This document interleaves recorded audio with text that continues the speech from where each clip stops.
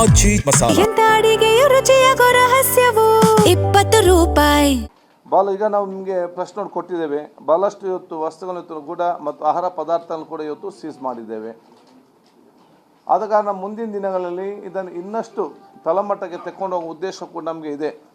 ಅದಕ್ಕಾಗಿ ನಾನು ಈಗಾಗಲೇ ಹೇಳಿದ್ದೇನೆ ಮತ್ತು ನಾನು ಈಗ ಮಾಧ್ಯಮ ಕೂಡ ಹೇಳಿದ್ದೇನೆ. ಯಾಕೆಂತ ಹೇಳಿದರೆ ನಾವು ಸಡನ್ನಾಗಿ ಹೋಗಿ ಅವರಿಗೆ ತೊಂದರೆ ಕೊಡಬೇಕಂತಲ್ಲ. ಅದಕ್ಕೆ ಪಿ ಜಿ ಸೆಂಟರ್ನಲ್ಲಿ ಯಾರೆಲ್ಲ ಇವತ್ತು ಆ ಒಂದು ಪಿ ಜಿಯನ್ನು ಪ್ರಾರಂಭ ಮಾಡಿದಾರ, ಆ ವಿದ್ಯಾರ್ಥಿನಿಯರು ಮತ್ತು ಯುವತಿಯರು ಅವ್ರ ಮನೆ ಬಿಟ್ಟು ಇಲ್ಲಿಗೆ ಬಂದಿರ್ತಾರೆ. ಅವ್ರ ಕುಟುಂಬಸ್ಥರು ಯಾರು ಕೂಡ ಇಲ್ಲಿ ಇರುವುದಿಲ್ಲ. ಇವರು ಊಟ ಈ ರೀತಿಯ ಕೆಲವೊಂದು ಸರಿಯಾದ ಊಟ ಇಲ್ಲದಿದ್ದಲ್ಲಿ ಅವ್ರಿಗೆ ಅನಾರೋಗ್ಯ ಪೀಡಿತರಾದಾಗ ಯಾರು ಕೂಡ ನೋಡ್ಲಿಕ್ಕೆ ಕೂಡ ಜನ ಇರುವುದಿಲ್ಲ. ಅವ್ರು ಮತ್ತೆ ಕೆಲಸ ಬಿಟ್ಟು ಶಿಕ್ಷಣ ಬಿಟ್ಟು ಮನೆಗೆ ಹೋಗ್ತಾರೆ. ಆದ ಕಾರಣ ಎಲ್ಲ ಪಿ ಜಿಗೆ ಮಾಲೀಕರಿಗೆ ಹೇಳಿದಿಷ್ಟೇ, ನಿಮ್ಮಲ್ಲಿ ಬಂದು ನಿಲ್ಲುವಂತಹ ವಿದ್ಯಾರ್ಥಿನಿಯನ್ನು ಯುವತಿಯರು ನಿಮ್ಮ ಸ್ವಂತ ಮಕ್ಕಳಂತ ಆಲೋಚನೆ ಮಾಡಿಕೊಂಡು ಅವ್ರನ್ನ ಅದೇ ರೀತಿ ಅವರಿಗೆ ಊಟ ಉಪಚಾರ ಮಾಡಲಿಕ್ಕೆ ಇಚ್ಛೆ ಇದ್ದರೆ ನೀವು ಮಾತ್ರ ಪಿ ಜಿ ಸೆಂಟರ್ ಓಪನ್ ಮಾಡಿ. ಇಲ್ಲದೆ ನೀವು ಪಿ ಜಿ ಸೆಂಟರ್ ಓಪನ್ ಮಾಡೋದೇ ಬೇಡ. ಯುವಕರ ಮತ್ತು ವಿದ್ಯಾರ್ಥಿನಿಯರ ನೋವಿನಲ್ಲಿ ನೀವು ದುಡ್ಡು ಮಾಡೋದ ಅಗತ್ಯ ಎಲ್ಲಿ ಕೂಡ ಯಾರಿಗೂ ಕೂಡ ಇಲ್ಲ. ಇದು ಭಾಳ ಸ್ಪಷ್ಟವಾದ ನಾವು ಸಂದೇಶ ನಾವು ಫಸ್ಟಿಗೆ ಕೊಡ್ತೇವೆ ಅಂತ ಹೇಳಿದರೆ, ಇನ್ನು ಮುಂದಕ್ಕೆ ನಮಗೆ ಎಲ್ಲಿಯಾದರೂ ಇವತ್ತು ಪಿ ಜಿಗೆ ಹೋದಾದ ಈ ಸಂದರ್ಭದಲ್ಲಿ ಅವ್ರಿಗೆ ಸಿಕ್ಕಿಬಿದ್ದರೆ ಮತ್ತೆ ನಾವು ಅದನ್ನು ಒನ್ ಟೈಮ್ ಶ್ರಮಿಸಿದೆ ಅಂತ ಪ್ರಶ್ನೆನೇ ಇಲ್ಲ. ನಾವು ಸಂಬಂಧಪಟ್ಟ ಸ್ಥಳೀಯ ಮಾತಾಡಿಕೊಂಡು ಅಲ್ಲಿ ನಾವು ಕಠಿಣವಾದ ಶಿಕ್ಷೆಯನ್ನು ಇವತ್ತು ನಾವು ವಹಿಸ್ತೇವೆ. ಅದಕ್ಕೆ ನಾವು ಇವತ್ತು ಭಾಳಷ್ಟು ಹಾಸ್ಟೆಲ್ಗಳನ್ನ ಕೂಡ ಈಗಾಗಲೇ ನಾವು ರೇಡ್ ಮಾಡಿದ್ದೇವೆ.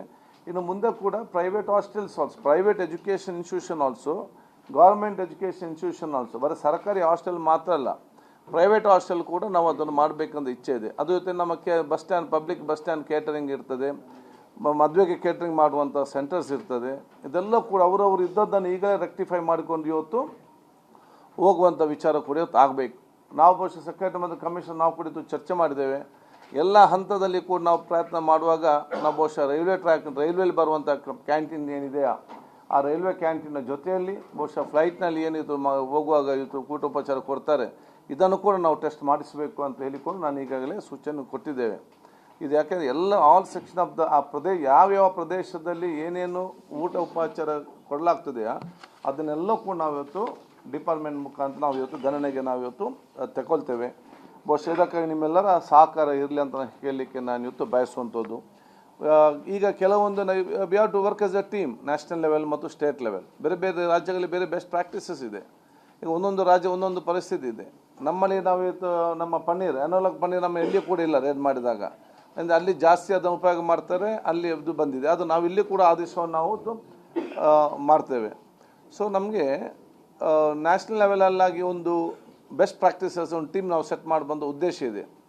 ಯಾಕೆ ನಾವು ಇವತ್ತು ಒಂದು ಹೋಟೆಲ್ಗೆ ಹೋದಂಥ ಸಂದರ್ಭದಲ್ಲಿ ಡೆನ್ಮಾರ್ಕ್ನ ಮಾಂಸ ಒಂದು ಕಡೆ ನಮಗೆ ಸಿಗ್ತದೆ, ಅವನಿಗೆ ಸಪ್ಲೈ ಮಾಡೋರು ಬಾಂಬೆ, ಅವನು ಕಡಿಮೆ ರೇಟಿಗೆ. ಇದು ಎಲ್ಲಿಂದ ಬರ್ತದೆ? ಇದು ಎಷ್ಟು ದಿವಸದ ಮಾಂಸ? ಇದು ಹೇಗೆ ಅವನು ತರ್ತಾನೆ? ತಂದು ಕೊಟ್ಟು ನಮ್ಮಲ್ಲಿ ಇಲ್ಲಿ 800 ರೂಪಾಯಿ ಇದೆಯೋ 400 ರೂಪಾಯಿಗೆ ಹೇಗೆ ಇವರಿಗೆ ಮುಟ್ಟಿಸ್ತಾರೆ? ಏನು ಜನರಿಗೆ ಗೊತ್ತಾಗಬೇಕಲ್ಲ. ಸೊ ಇದೆಲ್ಲ ಎನ್ಕ್ವೈರಿ ಮಾಡಬೇಕಾದ್ರೆ ನಮಗೆ ಆಗೋದು. Because it's in Bombay. ನಮಗೆ ಬಾಂಬೆ ಅಲ್ಲಿ ಅವರು ಅದಕ್ಕೆ ಅಲ್ಲೇ FSS ಅಧಿಕಾರಿಗೆ ಮತ್ತು ಸರ್ಕಾರ ಅದಕ್ಕೆ ಪ್ರೋತ್ಸಾಹ ಕೊಟ್ಟು ಅವರನ್ನು ಇಮ್ಮಿಡಿಯೇಟ್ ಪತ್ತೆ ಹಚ್ಚಬೇಕು ಅಂಥವ್ರು. ಯಾಕೆ ಬಾಂಬೆದ ಸೆಂಟ್ರಲ್ ಪ್ಲೇಸ್ ಎಲ್ಲದಕ್ಕೂ ಕೂಡ ಇದರಲ್ಲಿ. ಸೊ ಅವ್ರಿಗೆ ಕೂಡ ಅಲ್ಲಿಯ ಹೆಲ್ತ್ ಮಿನಿಸ್ಟ್ರಿಗೆ ಮತ್ತು ಅಲ್ಲಿಯ ಫುಡ್ ಕಮಿಷನರ್ಗೆ ಹೋಗಿ ಮಾಹಿತಿಯನ್ನು ನಾವು ಕೊಡ್ತೇವೆ. ಅದೇ ರೀತಿ ಸೆಂಟ್ರಲ್ ಲೆವೆಲಲ್ಲಿ. ಯಾಕೆಂತ ಹೇಳಿದರೆ ಇವತ್ತು ನಮಗಲ್ಲಿ ಬರುವಂಥ ಫಾರ್ ಎಕ್ಸಾಂಪಲ್ ಕೋಲ್ಡ್ ಡ್ರಿಂಕ್ಸ್ ಇರಲಿ ಅಥವಾ ಏನಾದರೂ ಚಾಕ್ಲೇಟ್ಸ್ ಇರಲಿ, ಅದು ಅಮೇರಿಕನ್ ಕಂಪನಿ, ಫಾರಿನ್ ಕಂಪನಿಯ ಚಾಕ್ಲೇಟ್ಸ್ ಇಲ್ಲಿ ಬರ್ತದೆ. ಅಲ್ಲಿ ನೋಡುವಾಗ ಅದರ ಟೇಸ್ಟೇ ಬೇರೆ, ಅದರ ಕ್ವಾಲಿಟಿಯೇ ಬೇರೆ. ಅಲ್ಲಿ ಹೋಗಿ ತಿಂದರೆ ಅದು ಅಲ್ಲಿಂದ ತಂದರೆ, ಇಲ್ಲಿ ಬಂದಾಗ ಇಲ್ಲಿ ಕ್ವಾಲಿಟಿಯೇ ಬೇರೆ. ಆದ ಕಾರಣ ನಾವು ಅದನ್ನು ಚರ್ಚೆ ಮಾಡಿದಾಗ ಅಲ್ಲಿ ಫಾರ್ ಎಕ್ಸಾಂಪಲ್ 25% ಅಲ್ಲ, ಅಲ್ಲಿ ಶುಗರ್ ತಗೊಳ್ಳಿಕ್ಕೆ ಹಾಕಲಿಕ್ಕೆ 25% ಅವಕಾಶ ಇದ್ದರೆ ನಮ್ಮ ರೂಲ್ಸ್ನಲ್ಲಿ ಕಾನೂನಲ್ಲಿ ಅವ್ರಿಗೆ 200 ತನಕ ಕೂಡ ಅವರಿಗೆ ಪರ್ಮಿಷನ್ ಕೊಟ್ಟಿದ್ದಾರೆ. So this all rules should be changed in the central. ನಮ್ಮ ಆ್ಯಕ್ಟಲ್ಲಿ ಚೇಂಜ್ ಆಗಬೇಕು ಫುಡ್ ಸೇಫ್ಟಿ ಇದರಲ್ಲಿ. ಅದನ್ನು ಕೂಡ ನಾವು ಅದನ್ನು ಕೂಡ ಸೆಂಟ್ರಲ್ನ ಸಚಿವರು ಕೂಡ ಮಾಹಿತಿಯನ್ನು ಕೂಡ ಇವತ್ತು ಕೊಡ್ತೇವೆ. ಮಲ್ಟಿನ್ಯಾಷನಲ್ ಕಂಪನಿಲಿ ಏನು ಇವತ್ತು ಸ್ಟಾರ್ಟ್ ಮಾಡ್ತಾರೆ, ಅವರ ದೇಶದ ಯಾವ ಕ್ವಾಲಿಟಿ ಇದೆ ಅದೇ ದೇಶದ ಕ್ವಾಲಿಟಿಲಿ ನಮಗೆ ಮಕ್ಕಳು ತಿಂದರೆ ಸಾಕು. ಅದಕ್ಕಾಗಿ ಎಲ್ಲ ವಿಚಾರ ಸಂಬಂಧಪಟ್ಟಾಗೆ ನಾವು ನ್ಯಾಷನಲ್ ಲೆವೆಲ್ ನಮ್ಮ ಹೆಲ್ತ್ ಮಿನಿಸ್ಟರ್ ಚರ್ಚೆ ಮಾಡಿಕೊಂಡು ಫುಡ್ ಸೇಫ್ಟಿ ಆಫೀಸರ್ಸ್ ಒಂದು ಆಲ್ ಇಂಡಿಯಾ ಲೆವೆಲ್ ಒಂದು 1 day or 2 day ಒಂದು ಕಾನ್ಕ್ಲೇವ್ ಅಥವಾ ಇಂಟ್ರಾಕ್ಷನ್ ಪ್ರೋಗ್ರಾಮನ್ನು ಬ್ಯಾಂಗ್ಳೂರಿನಲ್ಲಿ ಏರ್ಪಡಿಸಿ ನಾವು ತೀರ್ಮಾನ ಮಾಡ್ತೇವೆ.